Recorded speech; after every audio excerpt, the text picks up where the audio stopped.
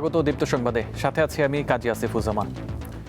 রাজধানীর মতিঝিলের শাপলা চত্বরে হেফাজতে ইসলামের সমাবেশ ঘিরে হত্যাকাণ্ডের ঘটনায় মানবতা বিরোধী অপরাধের মামলায় শেখ হাসিনা সহ ৪১ জনের বিরুদ্ধে আনুষ্ঠানিক অভিযোগ দাখিল করেছে প্রসিকিউশন। আজ আন্তর্জাতিক অপরাধ ট্রাইব্যুনালের রেজিস্ট্রারের কাছে অভিযোগ জমা দেওয়া হয়। বাকি আসামিদের মধ্যে আছেন সাবেক আইজিপি বেনজির আহমেদ ও সাবেক সেনাপ্রধান আজিজ আহমেদ। বর্তমানে গ্রেপ্তার রয়েছেন ৯ জন। তারা হলেন সাবেক মন্ত্রী দীপু মনি, সাবেক স্বরাষ্ট্র প্রতিমন্ত্রী শামসুল হক টুকু, মেজর জেনারেল জিয়াউল আহসান, সাবেক আইজিপি AKM শহীদুল হক, সাবেক ডিআইজি মোল্লা নজরুল ইসলাম, সাবেক ডিআইজি আব্দুল জলিল মণ্ডল, ৭১-এর ঘাতক দালাল নির্মূল কমিটির উপদেষ্টা মণ্ডলীর সভাপতি শাহরিয়ার কবির, সাংবাদিক ফারজানা রূপা ও মোজাম্মেল বাবু। ২০১৩ সালের ৫ই মে হেফাজতের সমাবেশ ঘিরে ঢাকাসহ ৪টি স্থানে ৫৮ জনকে হত্যার প্রমাণ মিলেছে বলে জানিয়েছে আন্তর্জাতিক অপরাধ ট্রাইব্যুনালের তদন্ত সংস্থা।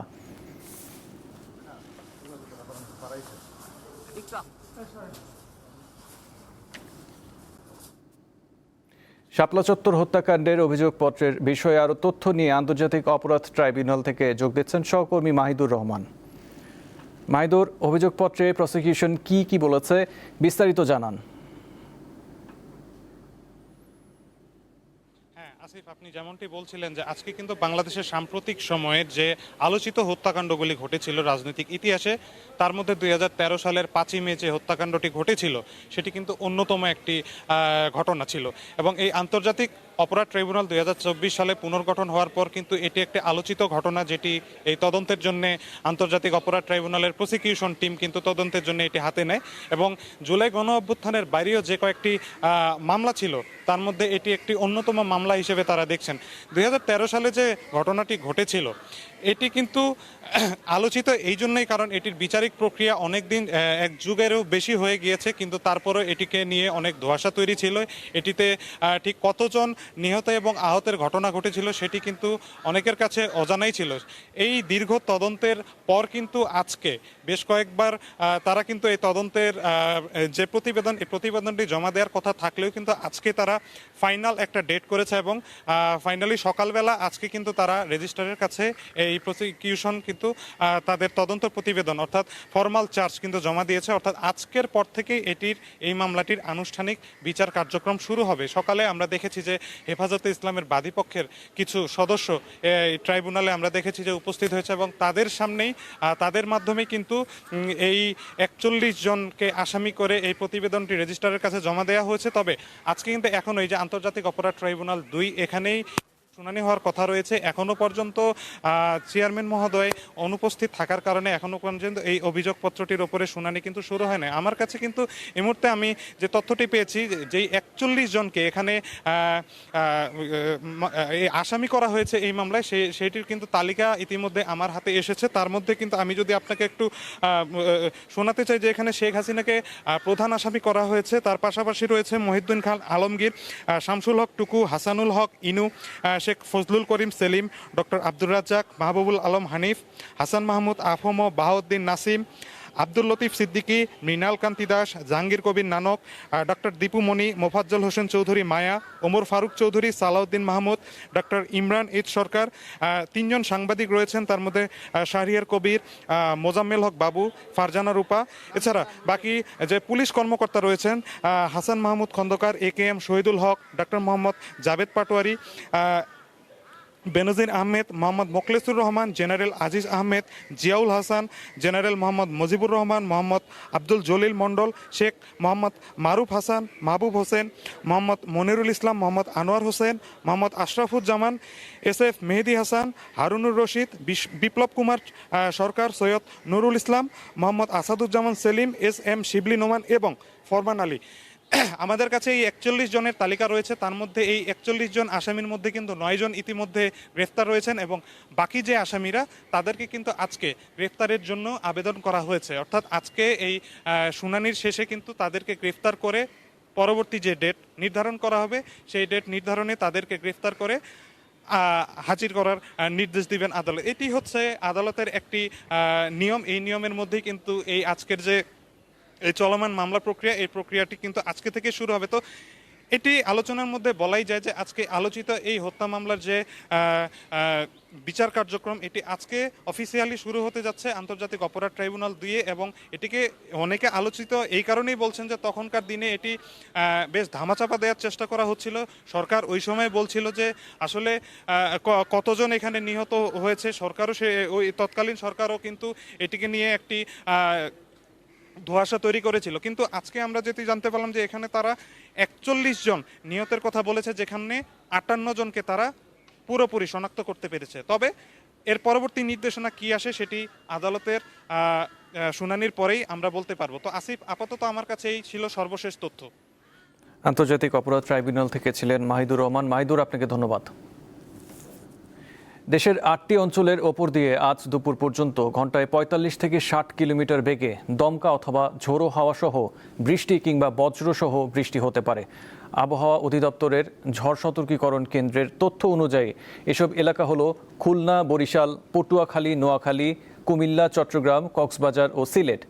এই পরিস্থিতিতে এসব এলাকার অভ্যন্তরীণ নৌবন্দরগুলোকে 1 নম্বর সতর্কতা সংকেত দেখানোর নির্দেশ দিয়েছে আবহাওয়া অধিদপ্তর।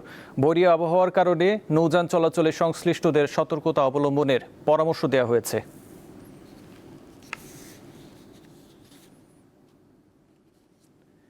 ইলিশ কমে যাওয়ায় বরগুনায় আকাশ ছোঁয়া দাম, তাই অনেক বিক্রেতাও রূপালী এই মাছ খেতে পারছেন না। 1 কেজি ওজনের একটি ইলিশের জন্য গুনতে হয় 3 থেকে 3,500 টাকা, অথচ প্রতি বছর এই সময়ে দক্ষিণাঞ্চলের বাজারে পর্যাপ্ত মাছ থাকে।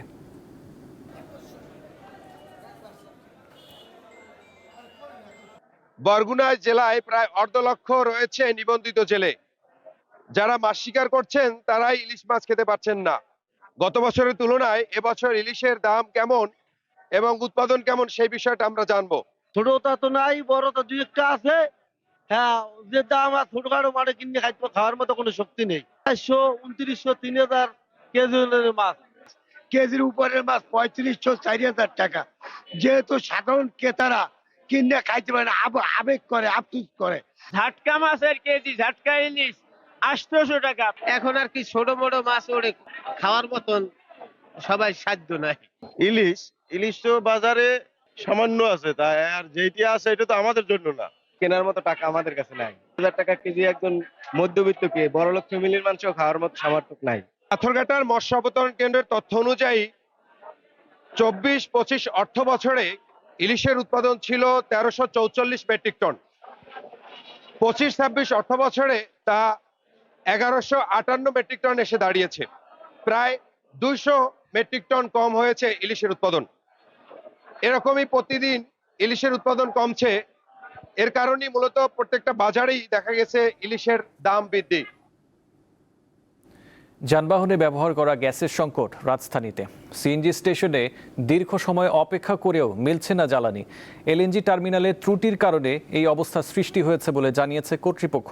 আগামী সপ্তাহ নাগাদ পরিস্থিতি স্বাভাবিক হতে পারে। ওইখান থেকে সিরিয়াল ঘুরতে ঘুরতে এখানে আসলাম গেটের কাছাকাছি, এখন ওনারা বলতেছে গ্যাস নাই। প্রায় 4 ঘন্টা কাছাকাছি সিরিয়াল দিছি, লাইন বন্ধ রয়েছে, লাইনে গ্যাস নাই, বসে রয়েছি। পাম্পে গ্যাস নেই, কি করবো, সিরিয়ালে দাঁড়াই দিয়েছি। কারণ আমাদের যে কষ্ট এটা তো আর মালিকেরা বোঝে না।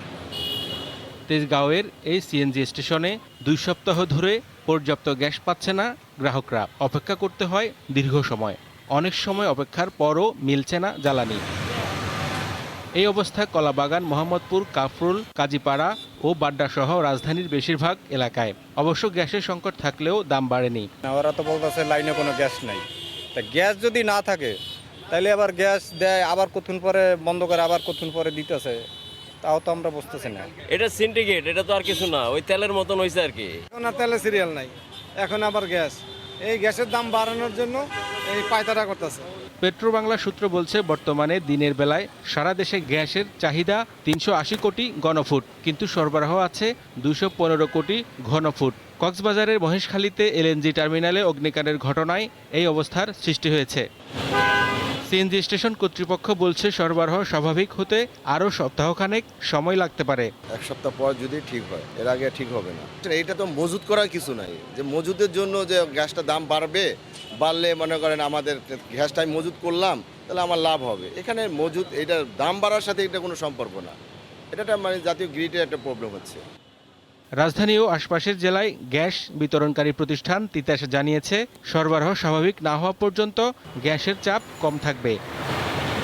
গ্যাস সংকটের এই চাপ কেবল সিএনজি স্টেশনেই সীমাবদ্ধ নেই, এর প্রভাব পড়ছে সার্বিক পরিবহন খাত ও সাধারণ মানুষের নিত্যদিনের জীবনযাত্রায়। দ্রুত সরবরাহ স্বাভাবিক না হলে এই ভোগান্তি আরও চরম রূপ নেবে বলে আশঙ্কা চালক ও মালিকদের। হেদায়েতুল্লাহ সীমান্ত, দীপ্ত সংবাদ, ঢাকা। আগামী 28 জুলাই বিশ্ব প্রকৃতি সংরক্ষণ দিবস। প্রাকৃতিক সম্পদ সংরক্ষণ, উদ্ভিদ ও প্রাণী জগতের সুরক্ষা, জীববৈচিত্র্য হ্রাস ও দূষণের মতো পরিবেশগত হুমকি সম্পর্কে সচেতনতা বাড়াতে এই দিনটি পালন করা হয়। বাংলাদেশের প্রাণ প্রকৃতি নিয়ে দীপ্ত সংবাদ ধারাবাহিক প্রতিবেদন প্রচার করছে। আজ থাকছে সীতাকুণ্ডের গুলিয়াখালীতে হুমকিতে থাকা জীববৈচিত্র্য নিয়ে প্রতিবেদন।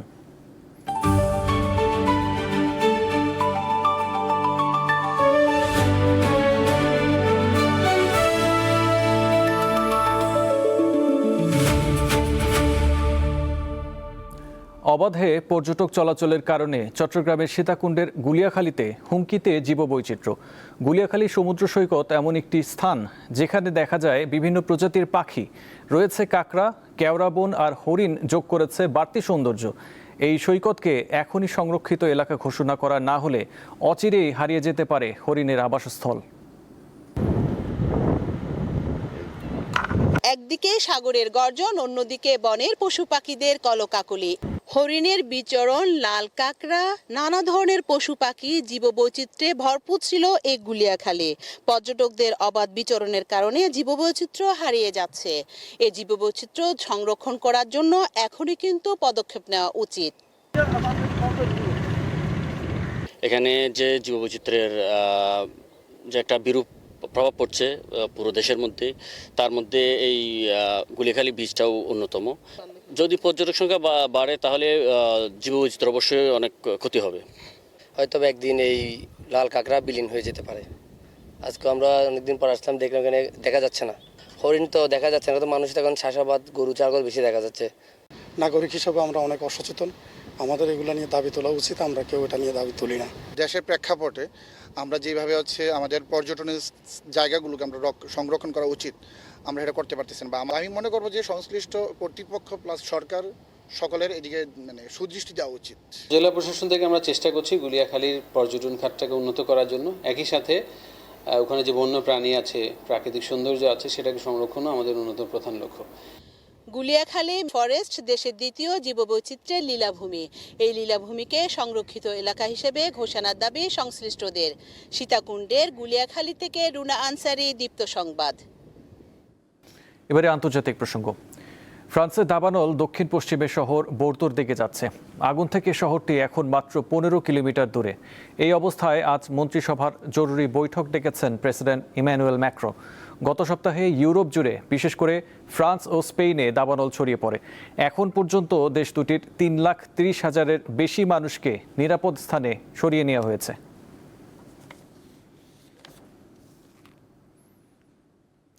প্রশ্ন ফাঁস ইস্যুতে শিক্ষার্থীদের আন্দোলনের মুখে শেষ পর্যন্ত বিজেপির নতি স্বীকারের নেপথ্যে কি রয়েছে? শুধু দাবি মেনে নিয়েই কি স্থায়ীভাবে বিক্ষোভ সংকট থেকে রেহাই পাবে মোদি প্রশাসন? বিস্তারিত জানাচ্ছেন তৌহিদুর রহমান। মেডিকেল কলেজে ভর্তি পরীক্ষার প্রশ্ন ফাঁস ইস্যুতে শিক্ষার্থীদের আন্দোলনের মুখে শেষ পর্যন্ত নিজেদের শক্ত অবস্থান আর ধরে রাখতে পারেনি ভারত সরকার। টানা 3 মেয়াদে ক্ষমতায় থাকা অবস্থায় এবারই প্রথম নরেন্দ্র মোদী সরকার কোনো চাপ বা আন্দোলনের মুখে নতি স্বীকার করতে দেখা গেল। শিক্ষামন্ত্রীর পদত্যাগ ছাড়া সব দাবি মেনে নেয় আন্দোলন থেকে সরে দাঁড়ায় শিক্ষার্থীরা, যা তরুণ প্রজন্ম তথা ককরোচ জনতা পার্টি সিজেপির বড় জয় হিসেবে দেখা হচ্ছে।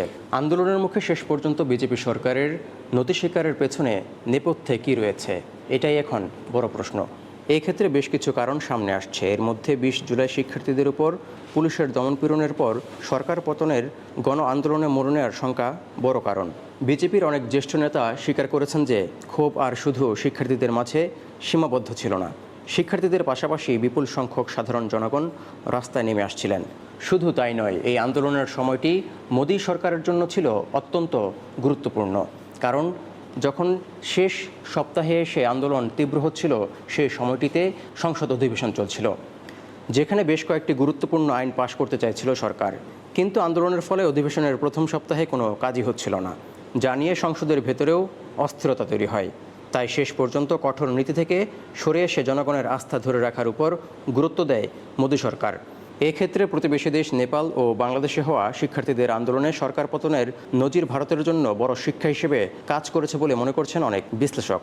সরকার সব দাবি মেনে নেওয়ার পর ককরোচ জনতা পার্টি আন্দোলন থেকে সরে দাঁড়ানোর ঘোষণায় আপাতত স্বস্তির কারণ হলেও এই আন্দোলন চিরতরে বন্ধ হয়ে গেছে এটি বলার মতো সময় এখনও হয়নি বলে মনে করা হচ্ছে। কারণ সরকার শিক্ষার্থীদের যেসব দাবি মেনে নিয়েছে তা বাস্তবায়ন হচ্ছে কিনা সেদিকে গভীর নজর রাখবে তরুণ প্রজন্ম।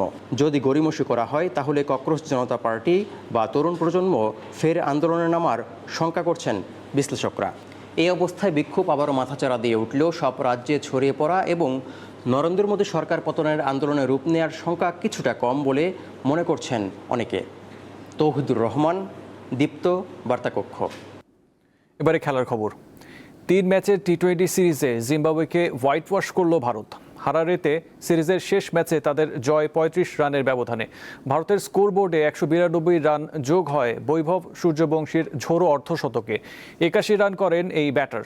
ম্যাচ ও সিরিজ সেরা দুটো পুরস্কারই জেতেন তিনি। ঈশান কিষান 29, আইয়ার 27 ও রিঙ্কু সিং করেন 25 রান। জিম্বাবুয়ের হয়ে 41 রানে 2 উইকেট নেন ব্রাড ইভান্স। লক্ষ্য তাড়া করে 157 রানে গুটিয়ে যায় জিম্বাবুয়ে। 34 রানে 3 উইকেট হারানোর পর স্বাগতিকরা আর ম্যাচে ফিরতে পারেনি।